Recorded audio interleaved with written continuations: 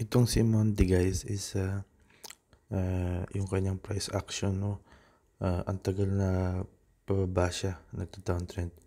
Pero ngayon, no, makikita natin sa kanyang daily chart na parang nagkaroon na siya ng breakout. Okay, mag-i-start ng kanyang uptrend.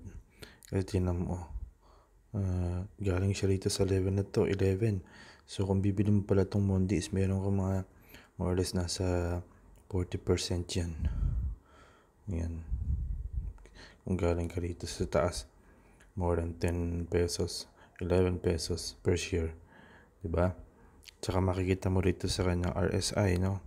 And the CCI indicators na ito, pataas na ganoon.